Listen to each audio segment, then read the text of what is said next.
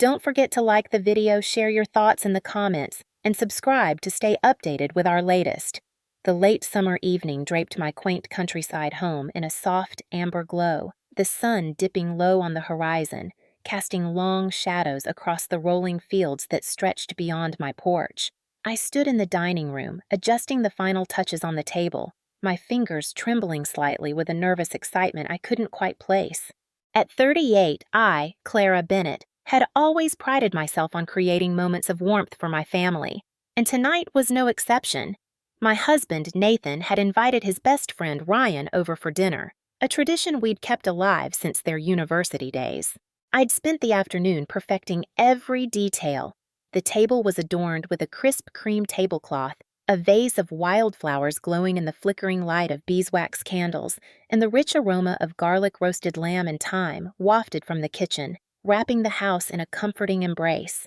I smoothed the skirt of my emerald green dress, the fabric cool against my skin, and took a deep breath, trying to steady the strange flutter in my chest. Something about tonight felt different, heavier, though I couldn't pinpoint why. I heard the low rumble of Nathan's laughter from the living room, followed by Ryan's familiar, easy chuckle, and the sound brought a smile to my lips. Ryan had been a constant in our lives for over a decade. Birthdays, holidays, lazy summer barbecues. He was the kind of man who could light up a room with his effortless charm. At 40, he was ruggedly handsome, with tousled chestnut hair, warm brown eyes that crinkled when he smiled, and a quiet strength that made people feel at ease.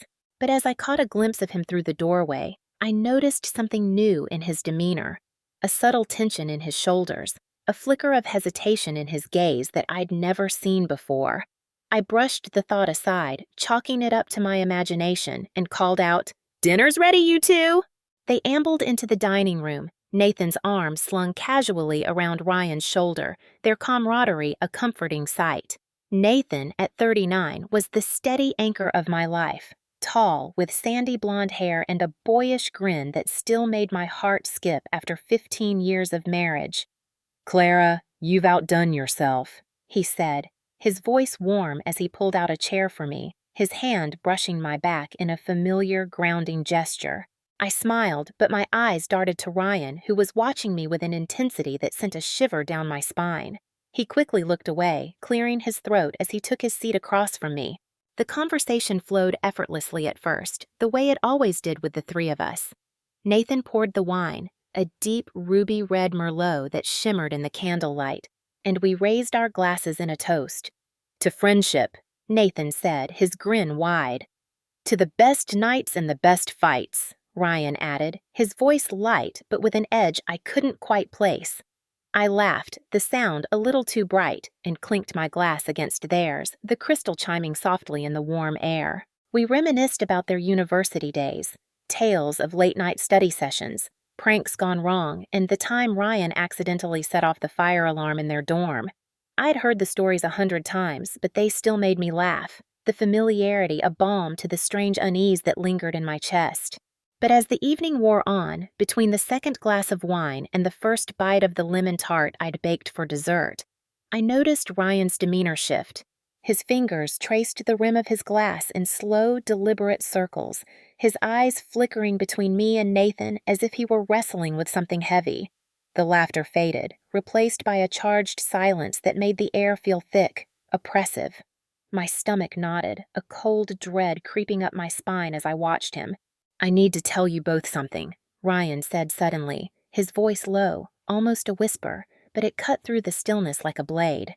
I froze, my fork hovering over my plate, the tart's tangy sweetness forgotten.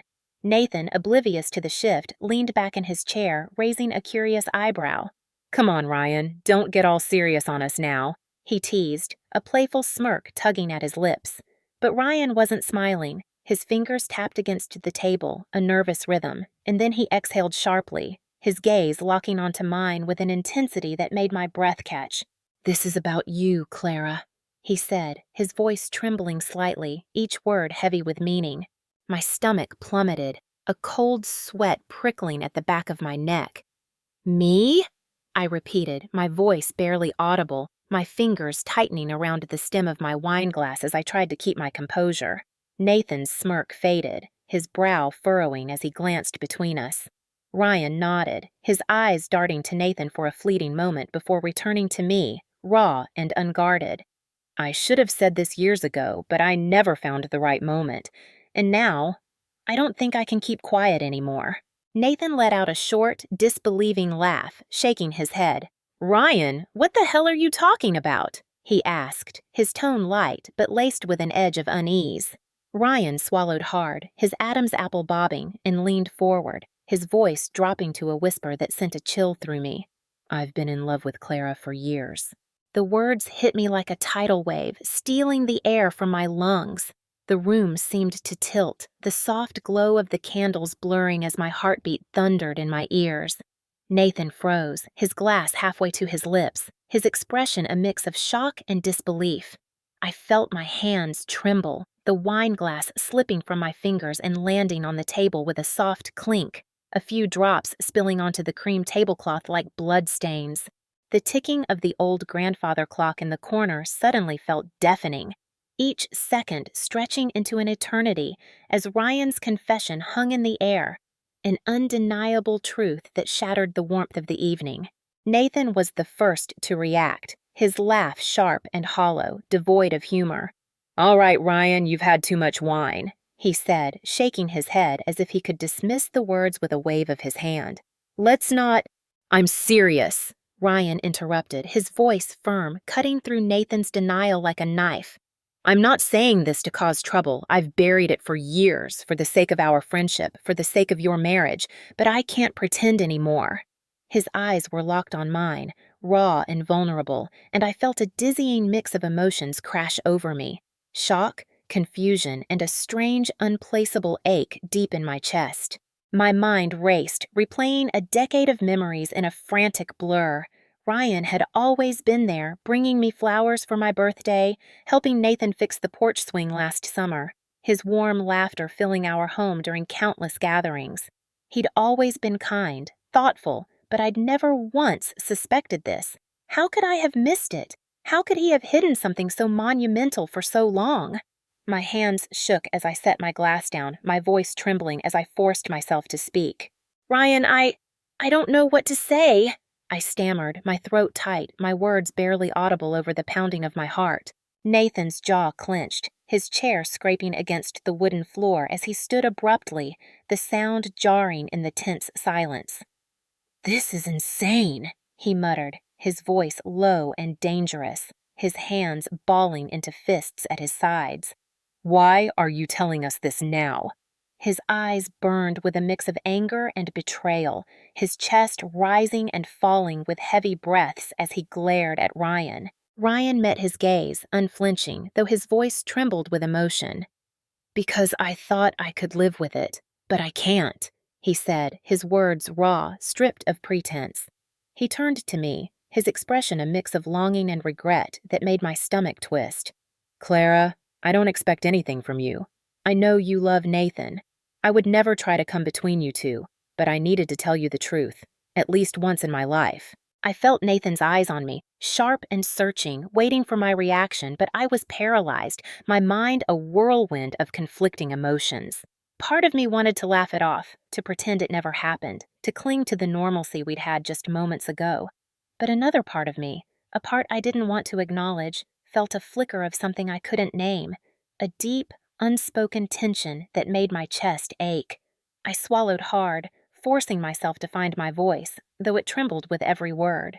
Ryan, I had no idea, I said, my voice breaking as I looked at him, then at Nathan, my heart pounding against my ribs.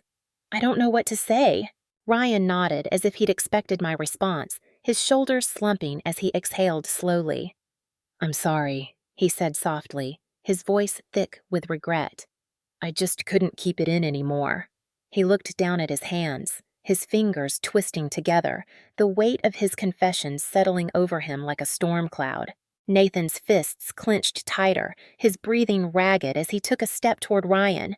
You had no right, he growled, his voice low and trembling with barely contained fury. No right to come here and drop this on us. His words were sharp, each one laced with the sting of betrayal, and I felt my chest tighten, a wave of guilt washing over me even though I'd done nothing wrong. "I'm not trying to take her from you, Nathan," Ryan said, his voice steady but pleading, his eyes searching Nathan's for understanding. "I just wanted her to know." His words hung in the air, heavy and suffocating, and I felt the room close in around me, the walls pressing against my chest as the tension threatened to choke me. The silence that followed was unbearable, a void that swallowed every sound except the relentless ticking of the clock. My hands were clammy, my pulse racing as I looked at the table, the uneaten tart, the half-empty glasses of wine, the wildflowers wilting slightly in the heat of the candles. Everything had seemed so perfect just moments ago, so normal. Now, it felt like the ground had shifted beneath me, leaving me teetering on the edge of a chasm I hadn't seen coming. Nathan's voice broke through the stillness, sharp and cold, a tone I'd never heard from him before. "I think you should go, Ryan." Ryan's face crumpled, a mix of regret and guilt flashing across his features as he opened his mouth to speak, then closed it again, the words dying on his lips. He stood slowly, his chair scraping against the floor, the sound echoing in the heavy silence. I remained frozen, my hands gripping the edge of the table, my mind a chaotic storm of thoughts I couldn't untangle. Ryan had always been a steady presence in our lives. How could he have kept this from me? Why now, after all these years? "I'm sorry, Clara," he whispered, his voice raw with emotion as he met my gaze one last time. His brown eyes filled with a vulnerability that made my heart ache. "I never wanted to hurt you." Before I could respond, he turned and walked to the door, his steps heavy, as if each one carried the weight of his confession. The door closed softly behind him, the sound a quiet finality that left the room feeling eerily empty. I turned to Nathan, my heart heavy with confusion, my voice trembling as I spoke. "Nathan," I said softly, but he didn't look at me, his gaze fixed on the floor, his hands running through his hair in frustration. "Nathan, please," I repeated more urgently this time, my voice breaking as I crossed the room to him, my hands reaching for his arm. He turned to face me then, his expression a storm of conflicting emotions: anger, hurt, betrayal. "You don't get it, Clara," he said, his voice low and strained, his blue eyes searching mine with an intensity that made my chest ache. "This isn't just about Ryan.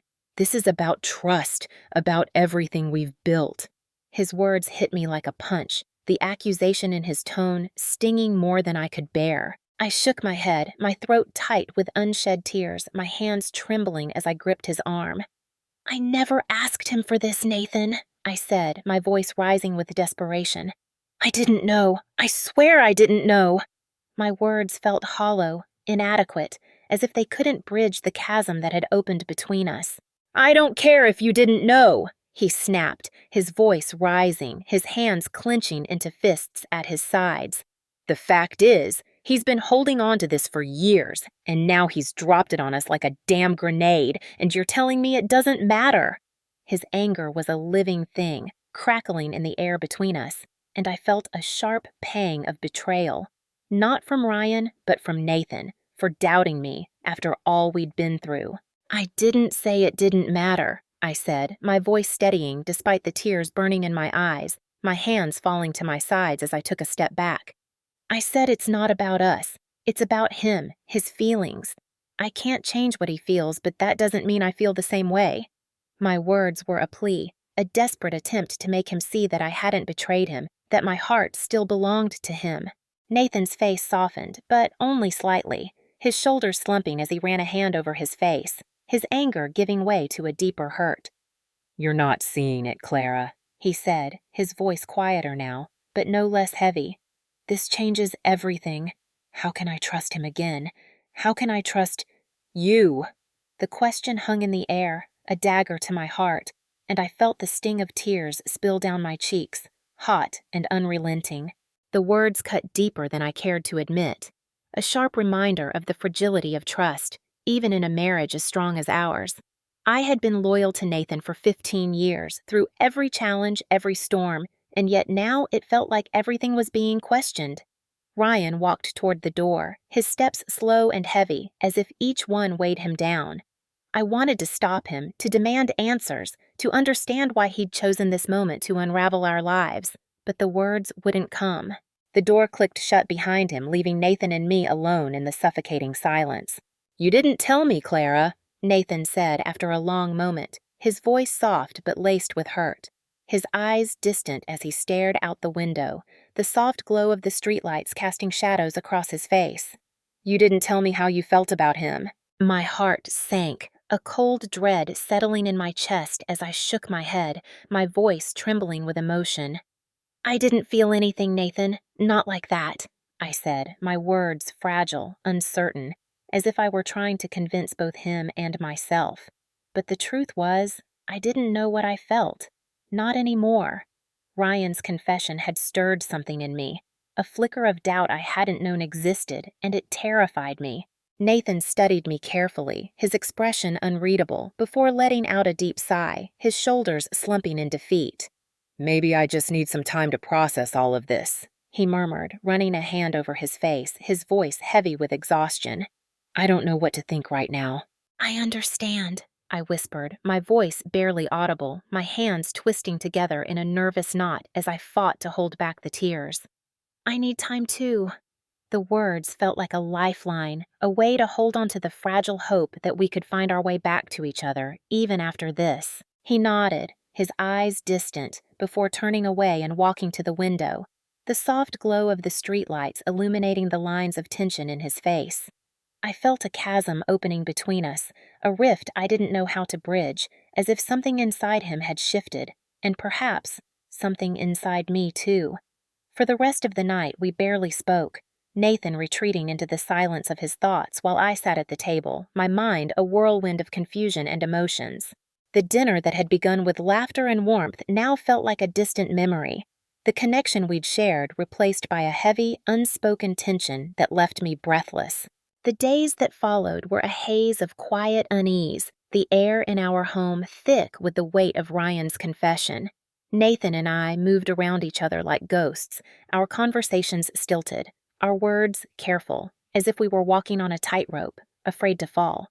I kept replaying that night over and over in my head, the look on Ryan's face, the raw vulnerability in his eyes, the way Nathan's anger had morphed into hurt. I couldn't shake the guilt that gnawed at me, even though I hadn't encouraged Ryan, hadn't known about his feelings. Why hadn't I seen the signs? How could someone hide such a deep, consuming love for so long? And why did it feel like a betrayal of Nathan, even though I'd done nothing wrong? One evening, a week after the dinner, I sat alone in the living room, the soft glow of the lamp casting shadows on the walls, the house eerily quiet without the usual sounds of laughter and conversation. Nathan was at work, and I'd spent the day trying to make sense of the mess we were in, my thoughts a tangled knot I couldn't unravel. The doorbell rang, startling me out of my reverie, and I stood, my heart racing for reasons I couldn't name. I opened the door to find Ryan standing there, his face etched with uncertainty, his hands stuffed into the pockets of his jacket. "Ryan," I breathed, my voice a mix of surprise and apprehension, my hands gripping the doorframe as I braced myself. "What are you doing here?" He shifted uncomfortably, his brown eyes searching mine with a quiet intensity that made my chest tighten. "I needed to talk to you," he said softly, his voice low and hesitant, his hands fidgeting in his pockets. "I know I shouldn't have come, but I couldn't just leave things the way they are." I hesitated, my mind racing with 1,000 thoughts, but I stepped aside, allowing him in, my voice trembling as I spoke. "You shouldn't have come here, Ryan," I said, my words sharp with the weight of my emotions. "Nathan—" I know," he interrupted, his voice quiet, almost apologetic, as he stepped into the living room, his eyes scanning the space as if unsure of where to stand. I couldn't leave without seeing you one last time. I've been thinking a lot about everything, and I realize I've made a huge mess of things. But I need to apologize, Clara. I owe you that much." I stood there, my arms crossed over my chest, my heart pounding as I tried to process his words. The tension between us was palpable, a heavy weight that pressed against my chest, making it hard to breathe. "Ryan, why did you tell me?" I asked, my voice trembling with a mix of anger and confusion, my hands clenching into fists at my sides. "Why did you have to say it that night?" He exhaled slowly, his gaze dropping to the floor, his shoulders slumping as if the weight of his regret was too much to bear. "Because I couldn't keep it inside anymore," he said, his voice raw with emotion, his hands running through his hair in frustration. "I thought it was something I could bury, but the truth is, I've been carrying it for so long, and when I saw you that night, I couldn't pretend it didn't matter." He looked up at me then, his eyes filled with regret, a vulnerability that made my heart ache despite my anger. "I was selfish, Clara. I should have never said anything. I didn't want to cause pain, but I guess that's exactly what I've done." His words hit me harder than I expected, the sincerity in his voice cutting through the fog of my emotions. There was so much rawness in his confession, so much pain, and I realized that he'd been wrestling with this for years, a burden he'd carried alone. I took a deep breath, my voice softening as I spoke, though it still trembled with emotion. "You didn't have to carry that weight on your own, Ryan," I said, my hands unclenching as I took a step toward him. "But you're right. You should have kept it to yourself. You've put Nathan and me in a very difficult position." "I know," he whispered, his voice breaking, his eyes glistening with unshed tears as he met my gaze. "I'm sorry. I didn't mean to destroy anything." The pain in his voice was palpable, a mirror of the hurt I'd seen in Nathan's eyes, and I felt a strange mix of anger and compassion wash over me. "Nathan's hurt," I said softly, my voice shaking as I fought to keep my emotions in check, my hands twisting together in a nervous knot. "And I'm hurt too. But we need time, Ryan. I can't fix this for either of us. We both need space to figure out how to move forward." My words were firm, a boundary I needed to set, not just for Nathan, but for myself. Ryan nodded, the weight of my words settling between us, his shoulders slumping in defeat. "I understand," he said, his voice barely above a whisper, his hands falling to his sides. "I didn't come here to fix things. I came to apologize, and to give you the space you need." He took a step back, his eyes searching mine one last time, a quiet plea in his gaze. "I just wanted to make sure you knew how sorry I am." I watched him leave, the door clicking shut behind him, and for the first time in days, I felt a strange sense of relief, a small crack in the wall of tension that had consumed me. It wasn't over, not by a long shot, but maybe it was the first step toward healing.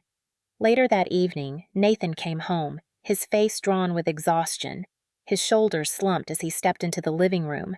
He paused when he saw me sitting on the couch, staring into the distance, my hands clasped tightly in my lap.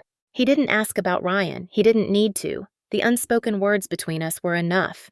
Instead, he sat down beside me, his presence warm and solid, a quiet comfort in the storm of my emotions. "I don't know what to say, Clara," he said quietly, his voice softer than it had been in days, his hand resting on the cushion between us, close but not touching. "You don't have to say anything," I replied, my voice barely above a whisper, my eyes meeting his with a quiet vulnerability. "We just need time." The words felt like a promise, a fragile thread of hope that we could find our way back to each other. Nathan reached for my hand then, his grip gentle but firm, his fingers intertwining with mine in a gesture that felt like a lifeline. For the first time in a long time, I felt like we were on the same page again, even though things were far from resolved. But maybe that was okay. Maybe we didn't need all the answers right now. Maybe we just needed to figure it out together, one step at a time. As the days went by, the tension slowly began to lift, like a fog dissipating in the morning sun. Nathan and I spent more time together, talking, reconnecting, learning how to move forward from the shock of Ryan's confession.